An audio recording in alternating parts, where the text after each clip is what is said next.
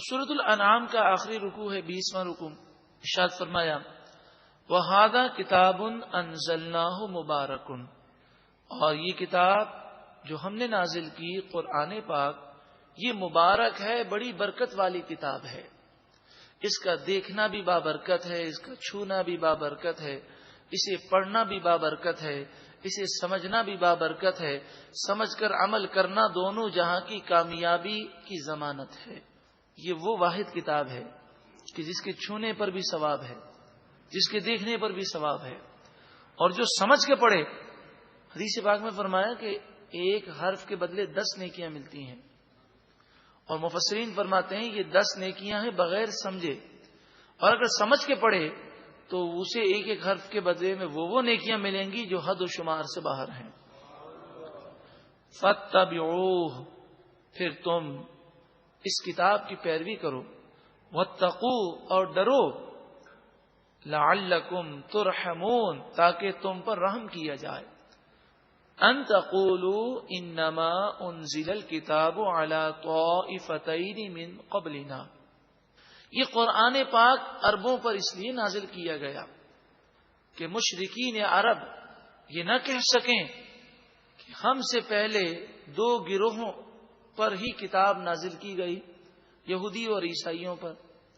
اگر ہم پر کتاب نازل ہوتی تو ہم ایمان لاتے. وَإِن كُنَّا عَن دِرَاسَتِهِمْ لَغَافِلِينَ، اور بے شک ہم تو ان یہودیوں عیسائیوں کے پڑھنے پڑھانے سے غافل تھے. نہ تو وہ ہماری زبان میں کتابیں تھیں اور نہ کسی نے ہمیں پڑھ کر سمجھایا تھا. تو کل بروز قیامت تم یہ عذر پیش نہ کر سکو، اس لیے اے کفار مکہ تم پر یہ کتاب قرآن پاک تمہاری زبان میں نازل ہوئی. مفسرین بیان فرماتے ہیں کہ حضور کی آمد سے پہلے قریش مکہ یہ کہا کرتے تھے کہ یہودی اور عیسائی بڑی ہی بدبخت قوم ہے کہ ان پر اللہ نے اتنا فضل کیا، توریت اور انجیل نازل ہوئی، مگر انہوں نے اس کتاب پر عمل نہیں کیا. اگر ہم پر یہ کتاب نازل ہوتی اور عرب کی سرزمین پر توریت یا انجیل کا نزول ہوتا تو ہم سب سے اعلیٰ قوم ہیں، ہم عمل کر کے بتاتے کہ کتاب پر کیسے عمل کرنا چاہیے. یہ حضور کی آمد سے پہلے انہوں نے کفار مکہ یہ کہا کرتے تھے، تو انہیں یہ بات یاد دلائی گئی کہ اب وہ کتاب آ گئی ہے، اب تم اپنے دعوے کے مطابق عمل کر کے دکھاؤ. او تقولوا لو انا انزل علینا الکتاب لکنا اہدی منہم، یہ وہی قول ہے جو وہ پہلے کہا کرتے تھے کہ کل بروز قیامت تم یہ نہ کہہ سکو کہ اگر ہم پر کتاب نازل ہوتی تو ضرور ہم ان یہودیوں عیسائیوں سے زیادہ ہدایت یافتہ ہوتے. تو اب کتاب آ گئی اور تمہارا عذر باقی نہ رہا. فقد جاءکم بینۃ من ربکم، پس بے شک تمہارے پاس تمہارے رب کی طرف سے روشن دلیل آ گئی. وہدن، اور ہدایت آ گئی. ورحمت، اور رحمت آ گئی. سبحان اللہ، قرآن پاک میں ہدایت بھی ہے، رحمت بھی ہے، اور یہ روشن دلیل ہے. ایسی روشن دلیل کہ جو اس پر غور کرے اس کے قلب کو بھی یہ روشن کر دیتی ہے. فمن اظلم ممن کذب بآیات اللہ، اس سے بڑھ کر ظالم کون کہ جو اللہ کی آیتوں کو جھٹلائے، سب سے بڑا وہ ظالم ہے. وصدف عنہا، اور اللہ کی آیتوں سے منہ پھیر لے، وہ سب سے بڑا ظالم ہے. سنجزی الذین یصرفون عن آیاتنا سوء العذاب، ان قریب ہم ان لوگوں کو سخت عذاب دیں گے جو ہماری آیتوں سے منہ پھیرتے ہیں. بما کانوا یصرفون، اس وجہ سے کہ وہ ہماری آیتوں سے منہ پھیرا کرتے تھے. ہدایت آ چکی.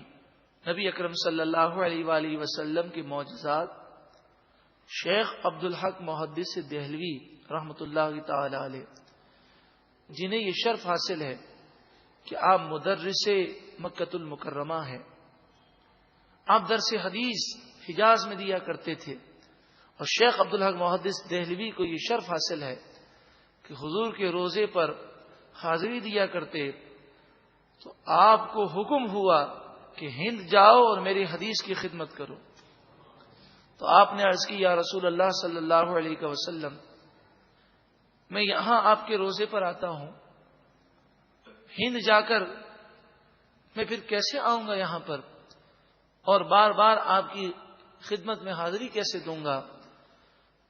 تو محققین لکھتے ہیں کہ نبی اکرم صلی اللہ علیہ وآلہ وسلم نے خواب میں ان سے فرمایا کہ یہاں تم آتے ہو ہمارے روزے پر, تم ہماری حدیث کی خدمت کرو, وہاں ہم تمہیں اپنا دیدار کرانے آئیں گے.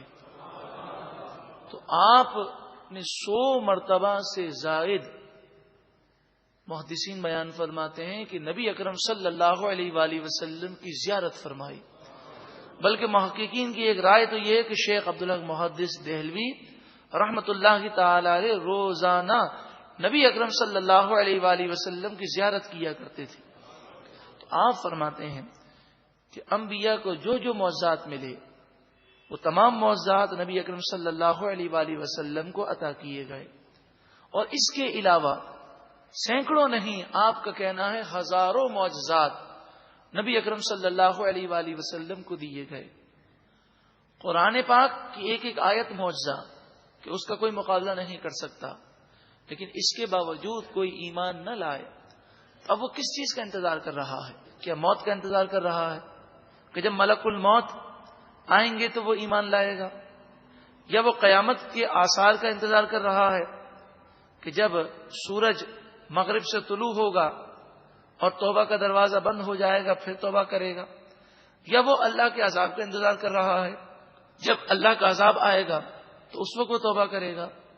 ارشاد فرمایا ہل ینظرون, کس چیز کا وہ انتظار کرتے ہیں؟ الا ان تأتیہم الملائکہ, وہ صرف اس چیز کا انتظار کر رہے ہیں کہ موت کے فرشتے ان کے پاس آ جائیں. ذرا غور کریں, ہمیں سب پتا ہے ہم گناہ سے توبہ کر کے نیکیوں بھری زندگی کیوں نہیں اپناتے. اب کس چیز کا انتظار ہے؟ کہ ملک الموت نظر آئیں گے اس وقت توبہ کریں گے؟ او یاتی ربک, یا اپنے رب کے عذاب کے آنے کا انتظار کر رہے ہیں؟ او یاتی بعض آیات ربک, یا اپنے رب کی ایک خاص نشانی کے آنے کا انتظار کر رہے ہیں؟ خاص نشانی سے مراد سورج کا مغرب سے طلوع ہونا کہ جب قرب قیامت پہ توبہ کا دروازہ بند ہو جائے گا.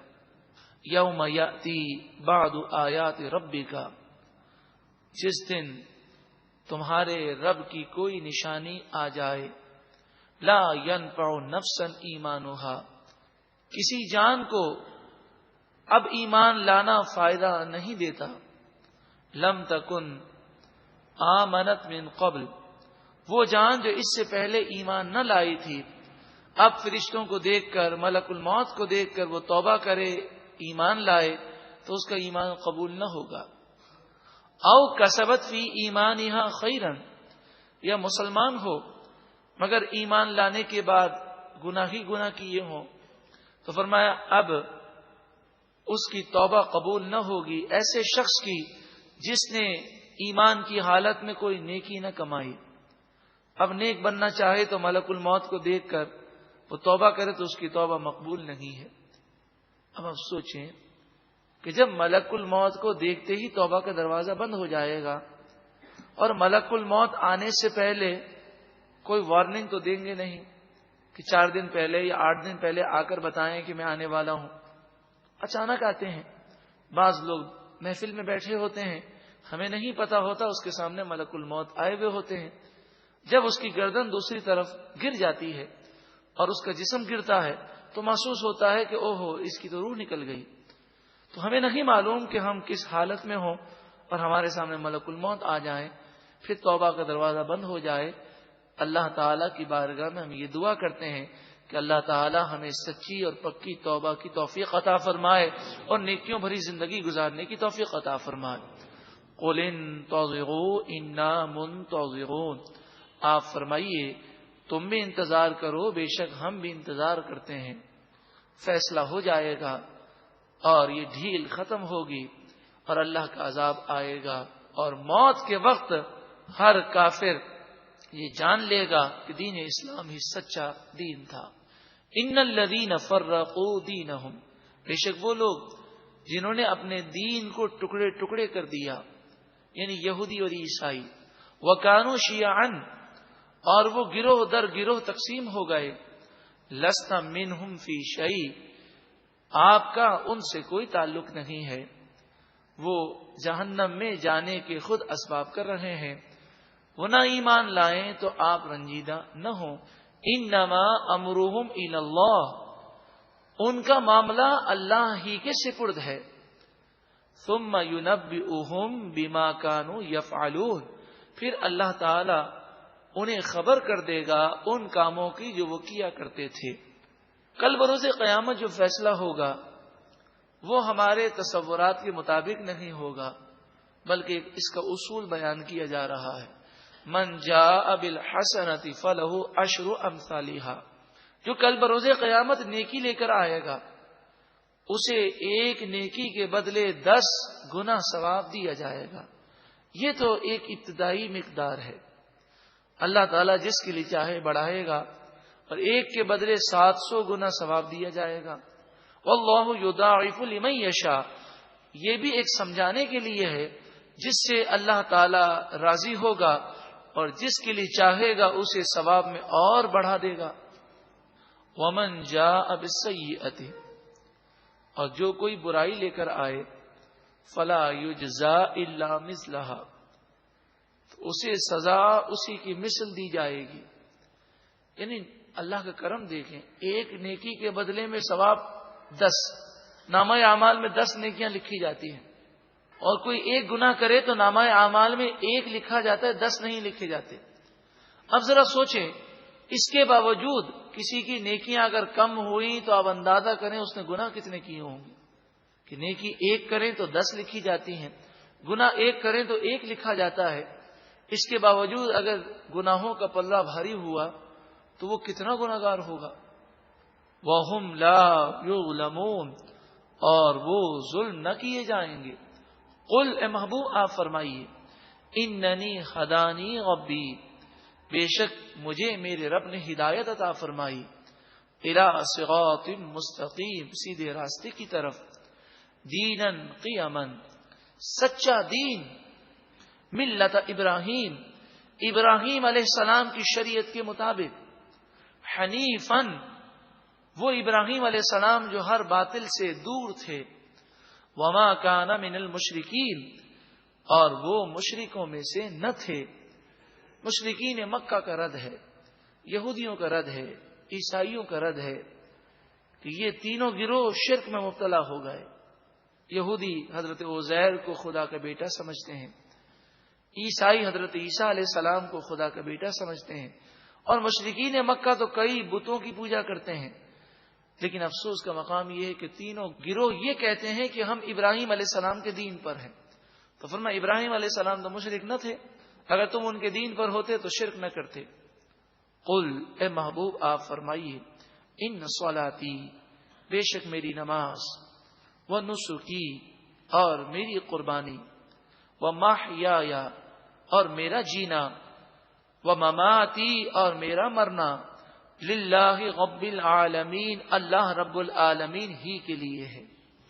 یہ وہ آیت ہے جو قربانی سے پہلے ہم پڑھتے ہیں، لیکن کبھی اس پر غور نہیں کیا کہ میں کہہ کیا رہا ہوں۔ جس کا جینا مرنا اللہ کے لیے ہو، بتائیے کیا وہ اللہ کی نافرمانی کر سکتا ہے؟ جس کی قربانی اللہ کے لیے ہو، کیا وہ قربانی میں دکھلاوا اور نام و نمود کی خواہش کر سکتا ہے؟ وہ تعریف کا خواہش مند ہو سکتا ہے؟ جس کی نماز اللہ کے لیے ہو، کیا وہ بے نمازی ہو سکتا ہے؟ کتنا پیارا درس ہے اس آیت کا تصور اور اس آیت کے معنی پر غور کرنا، یہ قربانی کے کانسیپٹ کو، فلسفے کو واضح کرتا ہے۔ یہ نہیں کہ ہم نے جانور ذبح کیا اور کھایا پیا اور ہم فارغ ہو گئے۔ قربانی ایک کانسیپٹ ہے، ایک نظریہ ہے، ایک فلسفہ ہے کہ آج اللہ کے حکم پر جانور ذبح کرنے کا حکم ہوا تو میں جانور ذبح کر رہا ہوں، تھوڑی سی مالی قربانی دے رہا ہوں، اور جب میرے رب کا حکم ہوا تو میں اپنی جان بھی قربانی کے طور پر پیش کرنے کو تیار ہوں، اپنا وقت دینے کو بھی تیار ہوں، اپنی اولاد بھی میری نظر میں اللہ کے حکم پر فوقیت نہیں رکھتی۔ جس کا یہ نظریہ ہو، کیا بتائیے وہ گناہ کر سکتا ہے؟ لا شریک لہ، اس کا کوئی شریک نہیں، کوئی اس کا مد مقابل نہیں، اس کی ہی عبادت کرنی چاہیے۔ وَبِذَالِكَ أُمِرْتُ، اور اسی بات کا مجھے حکم دیا گیا۔ وَأَنَا أَوَّلُ الْمُسْلِمِينَ، اور میں سب سے پہلے ایمان لانے والا، اسلام لانے والا ہوں۔ مراد یہ ہے کہ نبی اکرم صلی اللہ علیہ وآلہ وسلم کی تخلیق کائنات میں سب سے پہلے ہوئی۔ حدیث صحیح جو امام بخاری علیہ رحمہ کے استاد محترم نے اس حدیث کو روایت کیا مصنف ابن عبد الرزاق میں، تو آپ نے واضح طور پر اس حدیث پاک میں لکھا کہ نبی اکرم صلی اللہ علیہ وآلہ وسلم نے فرمایا، سب سے پہلے اللہ تعالی نے میرے نور کو پیدا فرمایا۔ تو ساری کائنات زمین و آسمان بعد میں بنے ہیں، اس لیے نبی اکرم صلی اللہ علیہ وآلہ وسلم سب سے پہلے اللہ کی معرفت حاصل کرنے والے ہیں۔ قل، اے محبوب آپ فرمائیے، اغیر اللہ ابغی ربا، کیا میں اللہ کو چھوڑ کر کوئی اور رب تلاش کروں؟ وَهُوَ رَبُّ كُلِّ شَيْءٍ، حالانکہ وہ ہر چیز کا رب ہے، پالنے والا ہے۔ وَلَا تَكْسِبُ كُلُّ نَفْسٍ إِلَّا عَلَيْهَا، جو جان برائی کرے گی اس کا نقصان اسی پر ہے، اسی سے حساب لیا جائے گا۔ وَلَا تَزِرُ وَازِرَةٌ وِزْرَ أُخْرَى، کوئی گناہ کا بوجھ اٹھانے والی جان کسی دوسرے کا بوجھ نہیں اٹھا سکے گی۔ اس آیت کریمہ کا شان نزول یہ ہے کہ حضرت عبداللہ بن عباس رضی اللہ تعالی عنہما فرماتے ہیں، ولید بن مغیرہ نے یہ بات کہی کہ اے محمد صلی اللہ علیہ وسلم، آپ بت پرستی کریں، ہمارے بتوں کو سجدہ کر لیں، اور اگر کوئی گناہ بھی ہوا تو میں ذمہ داری لیتا ہوں، یہ گناہ میری پیٹھ پر ہوگا، آپ گناہ سے بری ہیں۔ تو اس پر آیت کریمہ نازل ہوئی کہ گناہ جو بھی کرے گا وہ ضرور پکڑا جائے گا۔ یہ نہیں ہو سکتا کہ گناہ کوئی کرے اور اسے گناہ نہ ہو، اس کا گناہ دوسرے کو ہو۔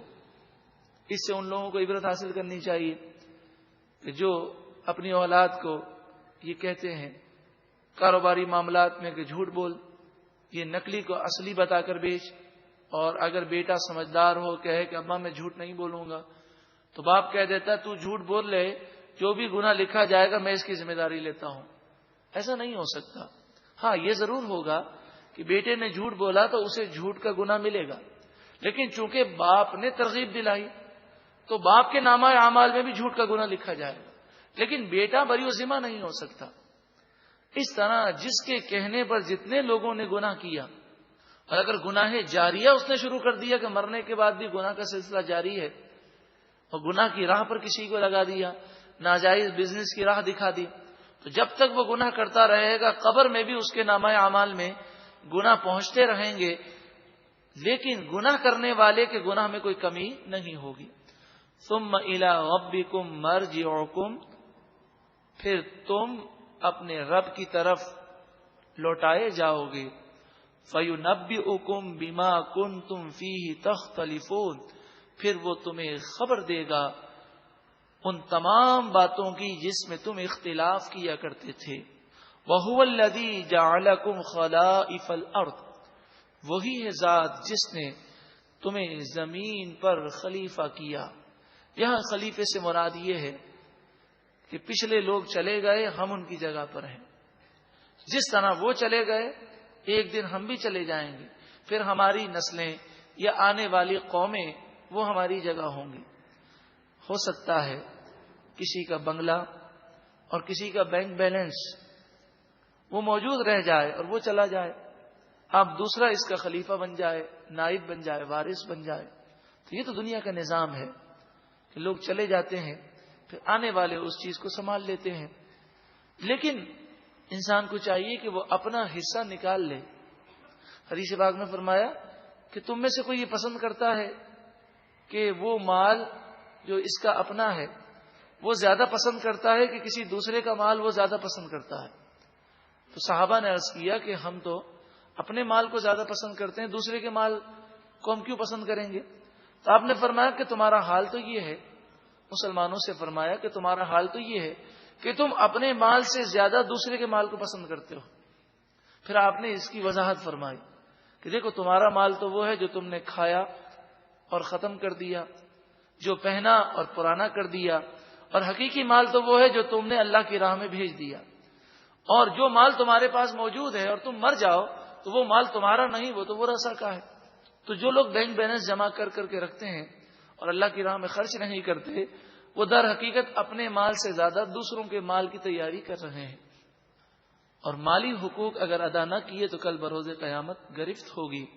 وَرَفَعَ بَعْضَكُمْ فَوْقَ بَعْضٍ دَرَجَاتٍ، اور اللہ نے تم میں سے ایک کو دوسرے پر کئی درجے فوقیت عطا فرمائی۔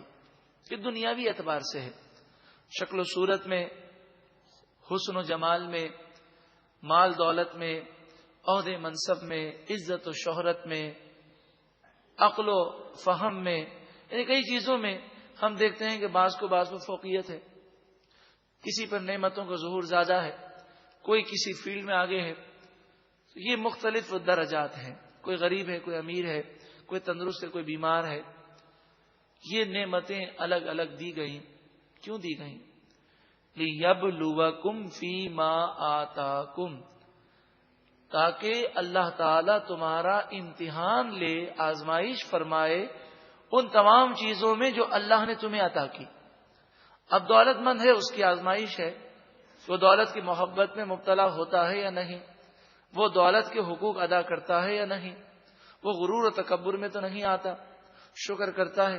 غریب ہے تو اس کی آزمائش ہے کہ غربت کی وجہ سے وہ حرام کی طرف تو نہیں جاتا، وہ غربت کی وجہ سے کفریہ کلمات تو نہیں بک دیتا، وہ غربت کی وجہ سے ناشکری تو نہیں کرتا۔ یہ انسان کے امتحانات ہیں۔ غریب کو مال لے کر امتحان میں ڈالا گیا اور امیر کو مال دے کر امتحان میں ڈالا گیا۔ اللہ تعالی ہمیں اس کی نعمتوں پر شکر کرنے کی توفیق عطا فرمائے اور ناشکری سے محفوظ فرمائے۔ ان ربک سریع العقاب، بے شک آپ کا رب جلد حساب لینے والا ہے۔ وَإِنَّهُ لَغَفُورٌ رَحِيمٌ، اور بے شک وہی بخشنے والا مہربان ہے۔ اس سورہ مبارکہ کے آخر میں اللہ تعالی کی رحمت کا ذکر ہے، وہ بخشنے والا مہربان ہے۔ ہم آخر میں یہ دعا کرتے ہیں کہ پروردگار سورۃ الانعام سمیت تمام صورتوں کے فیوز و برکات سے ہمیں مستفید فرما، اور اپنی رحمت اور اپنے کرم سے ہمارے گناہوں کو معاف فرما، اور ہمیں سچی پکی توبہ کرنے کی توفیق عطا۔ اب سورۃ الانعام کا آخری رکوع ہے 20واں رکوع۔ ارشاد فرمایا وَهَذَا كِتَابٌ أَنزَلْنَاهُ مُبَارَكٌ، اور یہ کتاب جو ہم نے نازل کی قرآن پاک، یہ مبارک ہے، بڑی برکت والی کتاب ہے۔ اس کا